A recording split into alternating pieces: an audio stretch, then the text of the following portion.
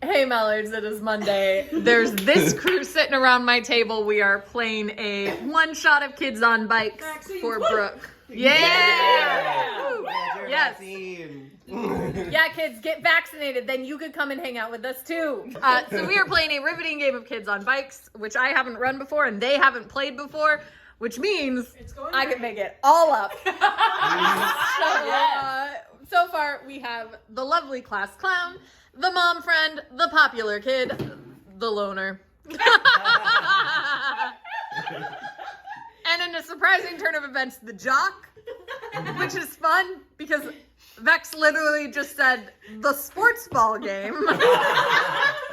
Sorry, no, sports ball competition. Yes, correct. The sports ball.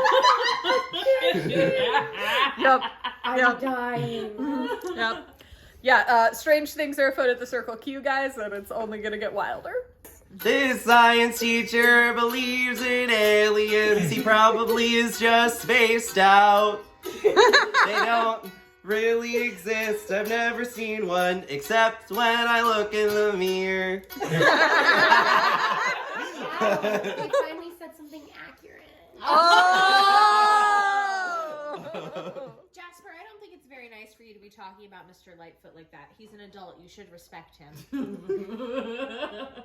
Cave thumper. The kids have wandered out into the street where they found a dead body, talked the class clown sheriff mom into letting them see it by way of the mortician, and now our loner would like to share some important poetry.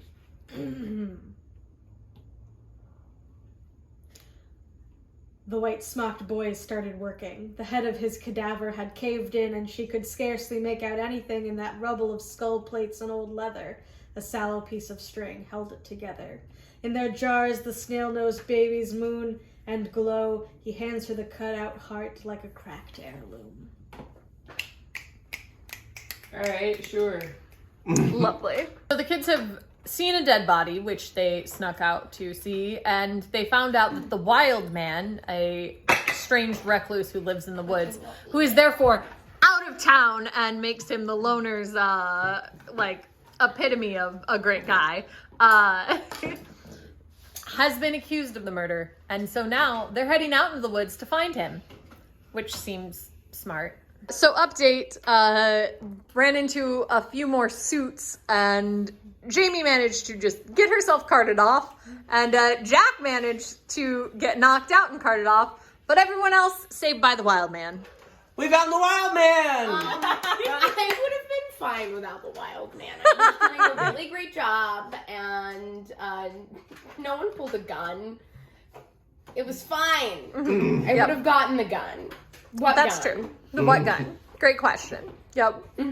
I was definitely winning that fight. You absolutely I were. brought a croquet mallet to a gunfight.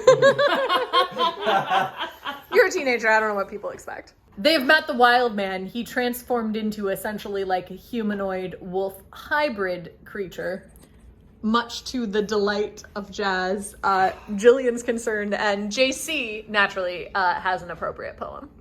It was not a heart beating, that muted boom, that clangor far off, not blood in the ears drumming up any fever to impose on the evening. Ooh. Nice. You have successfully unleashed every monster in the containment area. Was Thanks not for the that. intention. Yeah, correct. Not the She goal. said successfully, but it was a failure. You Succeeded too well. yeah. Did what I wanted it to and- do. Successfully. managed to avoid most of them, and now you have discovered the spaceship. What does it look like, Jazz? So it is spherical, and it is about the same shape, size, and looks basically like the moon. Oh. Literally, because he's a Yes. werewolf. Yes. All right. Looks like the moon. I'm really into it. Wolves aren't howling at the moon, they're just trying to call their mothership. I'm into Yes. this. Yep. Yeah, I'm into this. The wild man just looks at the ship and tears start pouring down his face. And he walks up and transforms like back into the wolf and puts his hand up, and the side of the ship opens, and now it looks like a crescent moon. Because we're just leaning hard into this. And he looks back at you and says, I can take you anywhere you want to go. The story ends with the wild man taking Jazz off into space, dropping Jamie at her house in a flash of white light, which does not all confuse her religious father. Dropping these two in Chicago with a teleporter so that they can get back. And a homing beacon should JC ever decide that she actually wants to go to space and Jillian let her. Jillian also got pretty rocks. Oh yes, that's true. And some fancy crown jewelry. and a bedazzled croquet mallet. Yep, it's beautiful.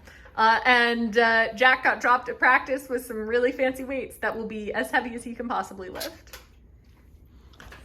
Hope you enjoyed this wild game of kids who don't ride bikes, and